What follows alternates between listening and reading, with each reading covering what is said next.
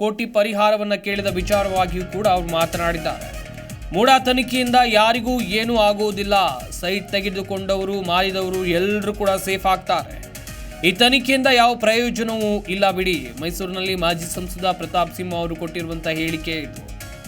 ಮೈಸೂರು ಅಭಿವೃದ್ಧಿ ಪ್ರಾಧಿಕಾರದ ನಿವೇಶನ ಹಂಚಿಕೆಯಲ್ಲಿ ಆಗಿರುವಂಥ ಅಕ್ರಮಕ್ಕೆ ಸಂಬಂಧಿಸಿದಂತೆ ದೊಡ್ಡ ಮಟ್ಟದ ಜಟಾಪಟಿ ನಡೀತಾ ಇತ್ತು.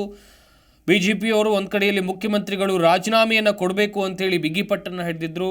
ಕೊನೆಗೂ ಮಾಜಿ ಸಂಸದ ಪ್ರತಾಪ್ ಸಿಂಹ ಈ ಬಗ್ಗೆ ಮೌನ ಮುರಿದಿದ್ದಾರೆ.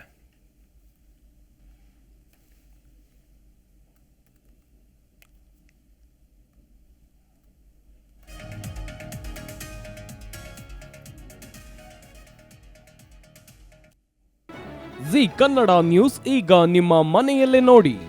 ಎಲ್ಲ ಕೇಬಲ್ಗಳಲ್ಲಿ ಈಗ ಲಭ್ಯ.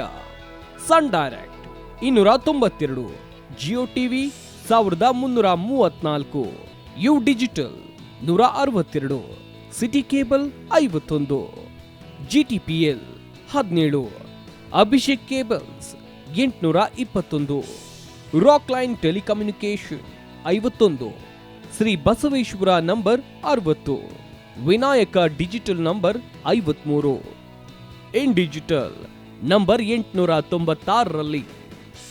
ನಿಮ್ಮಿಸ್ತದ ಜಿ ಕನ್ನಡ ನ್ಯೂಸ್ ನೋಡಿ ಆನಂದಿಸಿ.